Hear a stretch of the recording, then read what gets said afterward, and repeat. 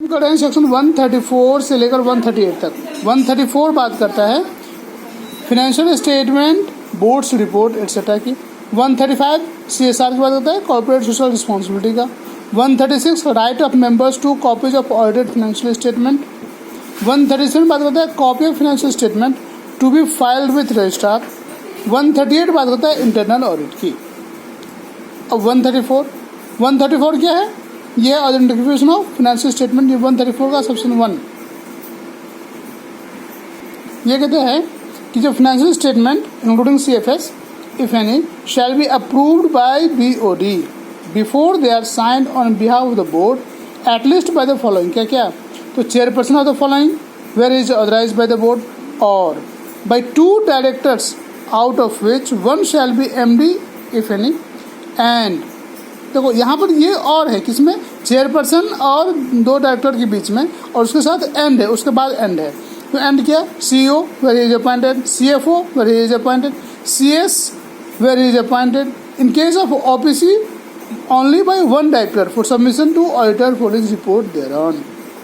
134 का सेक्शन 2 है, वो कहता है कि every report shall be attach to auditors report shall be attach to every financial statement. यानी सेक्शन 1 तो कहता है कौन साइन करेगा, तो भाई यहाँ पे जो चेयरपर्सन है वो अगर वो ऑथराइज है तो, नहीं तो 2 डायरेक्टर करेगा, जिसमें से एक MD हमारे पास में होना चाहिए। और इसके बाद अगर एंड इसके साथ में एंड लगता है, एंड क्या?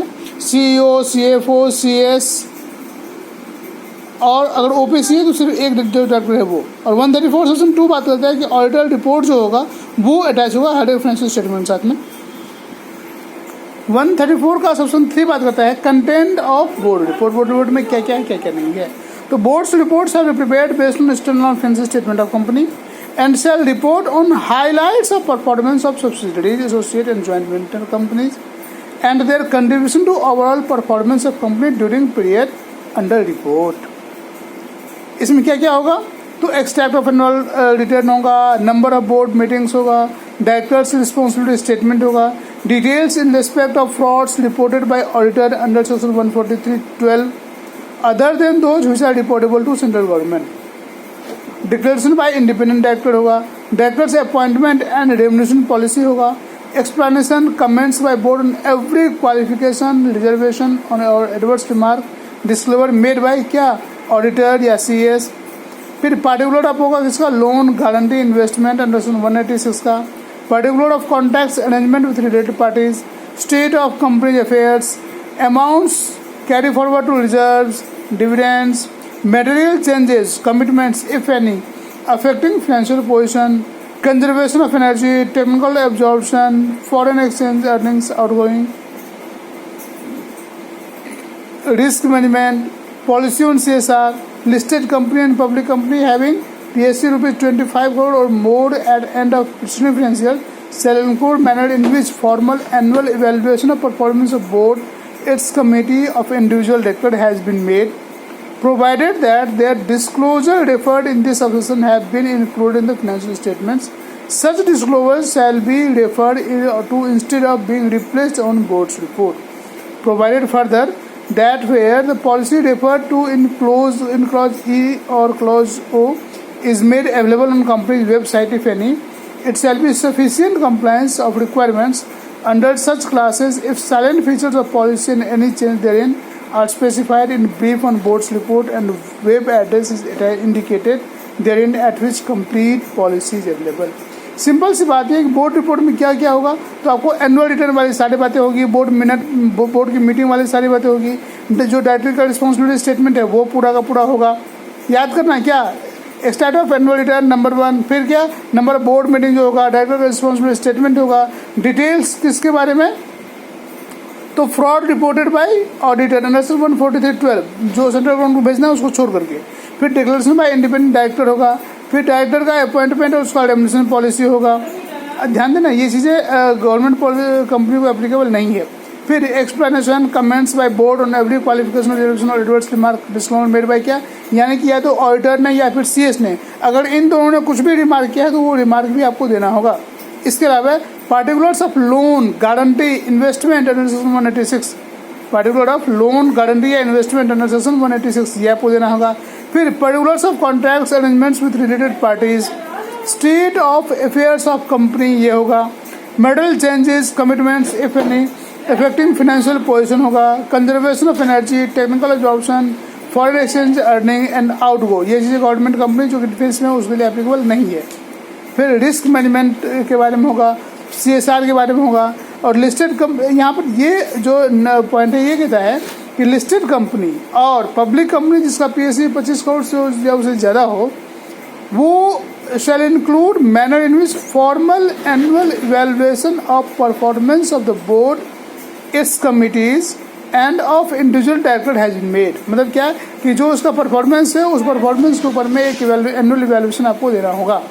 Provided that where disclosure referred in this subsection have been included in the financial statements, अगर ये डिस्क्लोजर फाइनेंशियल स्टेटमेंट इंक्लूड है then such report shall be refer to instead of being repeated in the boards report. बस आप उसको refer कर दीजिए कि यहाँ पर लिखा हुआ है।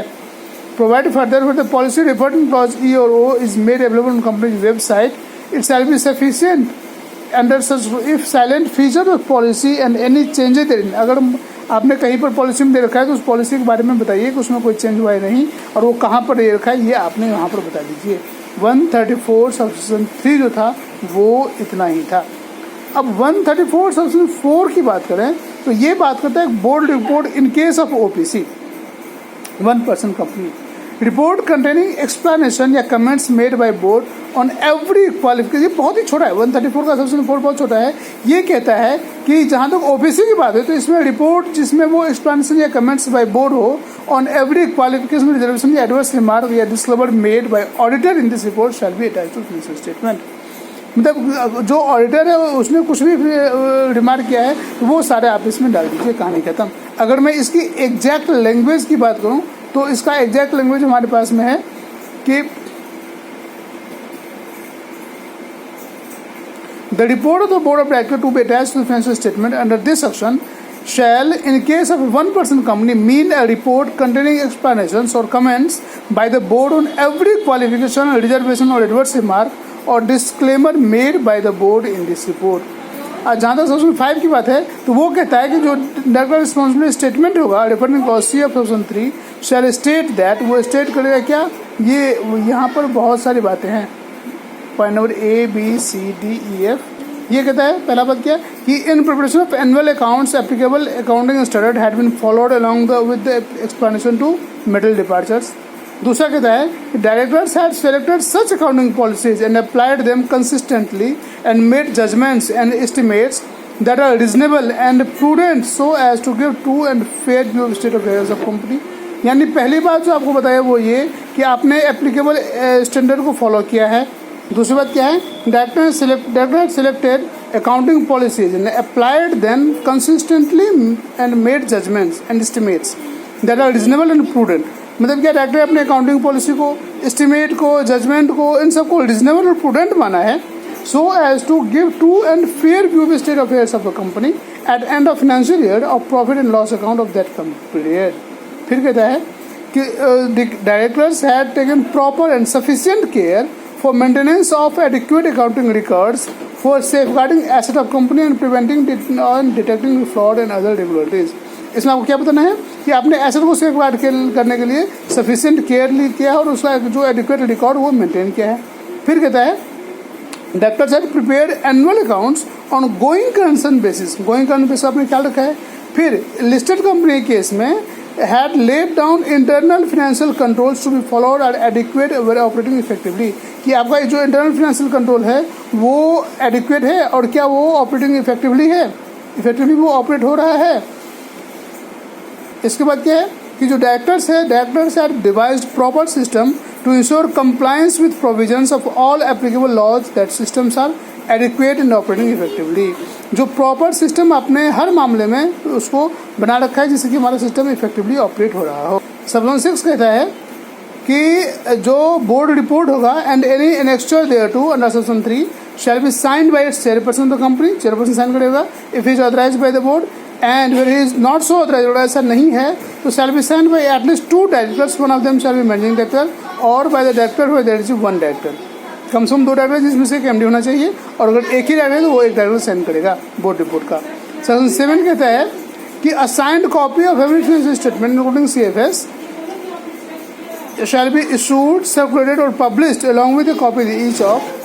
आप जो भी फाइनेंशियल स्टेटमेंट है सीएफएस भी, ये सब आप इशू करेंगे, सर्कुलेट करेंगे, पब्लिश करेंगे along with copy each of, कि कौन सा उसमें क्या आप लेंगे, आप नोट्स नेक्स्ट 2 और following part of financial statement ले लेंगे, ऑडिटर का रिपोर्ट लेंगे और बोर्ड का रिपोर्ट लेंगे। ये हमारा सबसेक्शन 7 कहता है। सबसेक्शन 8 कहता है कि अगर आपने कुछ भी कॉन्ट्रावेंट किया तो company shall be punishable with fine which shall be not less than 50,000 rupees. ध्यान दो यहाँ पर, ये 134 का सबसेक्शन 8 फाइन की बात करते हैं। कंपनी के ऊपर में 50,000 से कम का फाइन नहीं होगा, लेकिन ये 25 लाख तक, यानी कंपनी के ऊपर में 50,000 से 25 लाख तक का फाइन होगा। और जो एवरी ऑफिसर हमारे पास में है उसको क्या होगा, इम्प्रिजमेंट होगा जो 3 साल तक का हो सकता है, और विद फाइन जो होगा वो not less than 50,000 but extend to 5 lakh. Officer के ऊपर में 3 साल तक की हो सकती है जेल, और जो फाइन होगा वो 50,000 से 5 लाख तक का होगा, और भी तो बहुत। तो फिर से वो ये सेक्शन 8 हमारे पास में कहता है कि जो कंपनी कॉन्ट्रावेंट करती है, जो कंपनी को फाइन होगा कहाँ से, 50,000 से लेकर के 25 लाख तक, 50,000 से 25 लाख तक। और जो एवरी ऑफिसर होगा उसको या तो वो अंदर जाएगा 3 साल तक, अंदर कहाँ तक जाएगा 3 साल तक, या फिर फाइन होगी उसकी 50,000 से लेकर के 5 लाख तक, और बहुत, या फिर दोनों। ये हमारे पास में था सेक्शन 134 का सबसेक्शन 8। नेक्स्ट सेक्शन हमारे पास में section 135 CSR, corporate social responsibility. Sir इसका जो सबसेक्शन, ये टोटल हमारे पास 5 सबसेक्शन है। इसमें पहला सबसेक्शन बात करता है एप्लीकेबिलिटी की, कि every company having net worth of ₹500 crore और मोर, जिसका नेटवर्थ कितना हो, 500 करोड़ या मोर हो, टर्नओवर ऑफ ₹1,000 करोड़ और मोर, टर्नओवर का क्या हो 1,000 करोड़ या उससे ज़्यादा हो, और नेट प्रॉफिट ऑफ ₹5 करोड़ और मोर, और नेट प्रॉफिट कितना हो 5 करोड़ या उससे ज़्यादा हो, during immediately preceding financial year shall constitute a corporate social responsibility committee of the board consisting of 3 or more directors, out of which at least one director shall be independent director। क्या कहता है कि जो eligibility क्या है, eligibility ये वही है कि जो मोदी जी ने नोटबंदी किया था, 500 और 1000 का नोटबंदी किया था, तो कहता है 500, 1000 या 500 क्या, 500 हमारे पास में क्या हो, नेटवर्थ हो, 1000 क्या हो, टर्नओवर हो, 5 क्या हो, नेट प्रॉफिट हमारे पास में हो। अगर इतना है during immediately preceding financial year, तो उसको CSR बनानी पड़ेगी, जिसमें 3 और 3 से ज़्यादा डायरेक्टर होंगे, जिसमें कम से कम एक डायरेक्टर क्या होगा, इंडिपेंडेंट होगा। Provided that where a company is not required to open an independent director, तो फिर उसकी कोई ज़रूरत नहीं है, इंडिपेंडेंट को बिना ही बना लो। सेक्शन 2 कहता है कि board report under subsection 3 of 134 shall disclose the composition of the corporate social responsibility committee, यानी बोर्ड रिपोर्ट में आप इस बात को डिस्क्लोज करो कि आपके CSR कमेटी में कौन कौन है। फिर हमारे पास हम कहता है सेक्शन 3 कि जो CSR कमेटी होगा उसमें क्या होगा, CSR committee shell formulate and recommend to the board a CSR policy which shall indicate the activity to be undertaken by the company in areas or subject specified in Schedule 7। Schedule 7 में जो भी area या subject है उसके according वो अपना policy बताएगा। फिर recommend the amount of expenditure to be incurred on the activity referred in clause A and monitor the CSR policy of the company from time to time। यह section 3 है। Section 4 कहता है the board of every company refer to in section 1, यानी कि जिस भी company ने CSR बनाएगा उसका बोर्ड जो होगा वो after taking into account recommendations made by the CSR committee approve the CSR policy of the company and disclose content of such policy in report and also place it on the company's website if any in such manner as may be prescribed। and ensure that activities as are included in CSR policy of the company are undertaken by the company. जरा देखते हैं prescribe में क्या है. Prescribe में कहता है the disclosure of content of CSR policy in the boards report and on the company website if any shall be as per the annexed attached to companies rules. Rules में जो रखा है वही है. इसके आगे देखते हैं हम सेक्शन 5 में क्या कहता है. The last section of CSR ये कहता है कि the board of every company refer to in section 1 shall ensure that company spends in every financial at least, अब ध्यान देना, 2%, कितना 2%, कितना 2%, 2% of the average net profit of the company made during the 3 immediately preceding financial years in pursuance of its CSR responsibility policy. पिछले 3 सालों में आपने आपकी जितनी भी प्रॉफिट रही है, नेट प्रॉफिट रही है, एवरेज, उसका एवरेज ले लो, उस एवरेज का 2% जो है वो आपको खर्चा करना है. Provided that the company shall give preference to the local area and areas around it where it operates for spending the amount earmarked for CSR responsibility activity. Provided further that if the company fails to spend such amount, the board shall in its report made under clause of the section 3 of zone 34. यानी कि अगर आपने fail करते हैं तो आप अपनी board report में ये बात मेंशन करिए. अब यहाँ पर ध्यान देने वाली कुछ बातें ये है कि अगर कंपनी 3 कंसेक्यूटिव फाइनेंशियल ईयर में सीजेस करती है 135 की, यानी कि उसके जो टर्नओवर है या नेट प्रॉफिट है या फिर उसका यानी 500, 1000 और 5 करोड़ के नहीं कर पाती है कंसेक्यूटिव 3 ईयर्स में, तो उसको CSR कमेटी नहीं बनानी है. पहली बात तो ये हो गई. दूसरी बात हमारे पास में ये हो गई कि जो कंपनी है, अगर कोई प्राइवेट कंपनी है तो उसमें 2 डायरेक्टर हो तो 2 ही डायरेक्टर कमेटी में आएगा. और जो फॉरेन कंपनी है, क्या है, जो फॉरेन कंपनी है वो कंप्राइज करके at least 2 persons of which one shall be specified in section 138(1)(d) and another should be nominated by foreign company. CSR में कम से कम क्या होंगे, 2 पर्सन होंगे फॉरेन कंपनी के. उसमें एक क्या होगा जो 381(d) में है वो, और अनदर क्या होगा नॉमिनेटेड बाय फॉरेन कंपनी. जो CSR का काम है वो मैंने क्या काम है, वो 3 काम है. एक तो वो फॉर्मुलेट कर रिकमेंड करेगा CSR पॉलिसी को, दूसरा क्या करेगा वो रिकमेंड करेगा अमाउंट ऑफ एक्सपेंडिचर को, और तीसरा क्या वो CSR पॉलिसी को मॉनिटर करेगा. अच्छा, जो CSR का खर्चा करेगी कंपनी, वो कंपनी में build CSR capacity of on personal end of their implementing agencies through institutions which established track record of at least 3 financial year. Expenditure including expense on administration overheads not exceed 5% of total CSR expenditure of company in one financial year. किसी भी साल में आप administration expense के नाम पर 5% से ज़्यादा खर्चा नहीं कर सकते हैं. आप ये खर्चा कर सकते हैं किसी कंपनी एस्टैब्लिश्ड सेक्शन 8 के हिसाब से, या फिर रजिस्टर्ड ट्रस्ट या रजिस्टर्ड सोसाइटी के हिसाब से. A company established section 8 of act of registered trust और registered society established by central government और स्टेट गवर्नमेंट और any entity established under an act of parliament और स्टेट लेजिस्लेचर के हिसाब से. If CSR activities through a company established in section 8 of company और registered trust और society other than those specified in सब rule, such company और trust और society shall have an established track record of 3 years in undertaking. Mainly उसको 3 साल का आपको देखना होगा कि 3 साल का उसके पास में ट्रैक रिकॉर्ड है या नहीं है. CSR एक्टिविटी में क्या क्या नहीं होगी, तो अब इंडिया से बाहर वाली बातें नहीं होगी. CSR प्रोजेक्ट्स और प्रोग्राम्स और activities that benefits only employees of company और देयर फैमिली, ये भी नहीं होगी. Contribution of any amount directly और indirectly and to political party का, ये भी आपका CSR खर्चे में नहीं आएगा. इसके लिए जो नेट प्रॉफिट का कैलकुलेशन करेंगे वो हम सेक्शन 198 के अकॉर्डिंग करेंगे. और नेट प्रॉफिट में क्या क्या इंक्लूड नहीं होगा, तो profits arising from overseas branch, भाई विदेश में आप खर्चा नहीं कर सकते तो विदेश वाली बातें यहाँ पर नहीं करेंगे. Dividend received from other company in India which are covered under in complying section 135. अगर आपने किसी ऐसी कंपनी से डिविडेंड मिला है जो खुद ही 135 कंप्लाई करती है तो वो भी यहाँ पर एप्लीकेबल नहीं होगा. Net profit of financial year for which relevant financial statements were prepared as per provisions of company act shall not be required to be recalculated.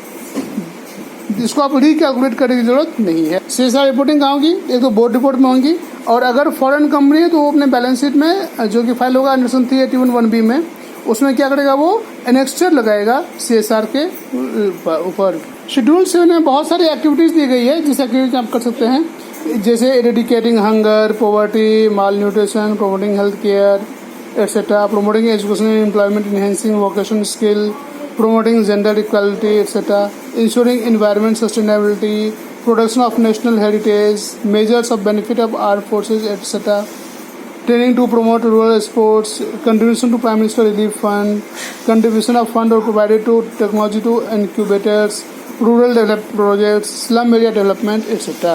Next section हमारे पास में सेक्शन 136। सेक्शन 136 कहता है कि right of members to copies of audited financial statement. ये कहता है कि copy of क्या क्या financial statement including CFS, auditors report and every other document required by law, जो कि आपको एनेक्स करनी थी, अटैच करनी थी फाइनेंशियल स्टेटमेंट के साथ में, which are to be laid before a company in general meeting.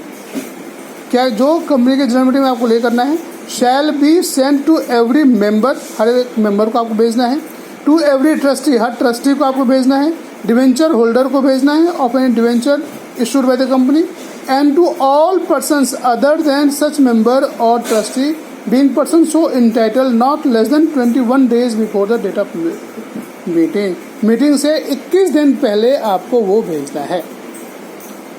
अगर आपने 21 दिन से पहले भेजा है तो ये ड्यूली कंप्लाई मान लिया जाएगा। कब? दो बातें, अगर आपके पास में शेयर कैपिटल है तो 95% of such paid up share capital, और अगर शेयर कैपिटल नहीं है तो 95% of total voting capital exercisable eight meeting. ये अगर आपको एग्री हो जाते हैं तो इस केस में आप उसको भेज सकते हैं 21 दिन से कम में भी।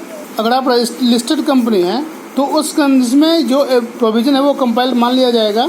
कब? अगर आपने ये डॉक्यूमेंट जो है वो 21 days बिफोर आपने रजिस्टर्ड ऑफिस में रख दिया है वर्किंग आवर्स के लिए। अगर स्टेटमेंट ऑफ साइलेंट फीचर्स जो कि फॉर्म AOC 3 में जाएगी, AOC 3 में जाएगी, और copies of documents as may be deem fit is send to every member and trustee. वो आप क्या करेंगे? एवरी मेंबर और ट्रस्टी को भेज देंगे of any debenture holder issued by company at least 21 days before meeting unless shareholder ask for full financial statement. अगर कोई शेयरहोल्डर फुल मांगेगा तो उसको फुल देना पड़ेगा, और कंपनी अलाउ करेगा मेंबर और ट्रस्टी ऑफ डिवेंचर होल्डर को to inspect audited financial statement at its registered office during business hours. Every company having subsidiary और subsidiaries shall provide a copy of separate audited or unaudited financial statements prepared in respect of each of its subsidiary to any member who asks for it। अच्छा, अगर आपको एक listed company है या फिर public company है जिसका net worth 1 crore से ज़्यादा हो, टर्नओवर 10 करोड़ से ज़्यादा हो, तो आप फाइनेंशियल स्टेटमेंट में भी सेंड इलेक्ट्रॉनिक मोड में, members whose share holding is in demat format में, और members share holding is held otherwise than by demat format but positively consented in writing for receiving electronic mode में, by dispatch of physical copies in other cases. Listed company shall also place its financial statement including CFS if any and other documents on its website। Subsidiary company के बारे में नियम ये है कि every listed company having subsidiary or subsidiaries shall place separate audited accounts in respect of each of its subsidiary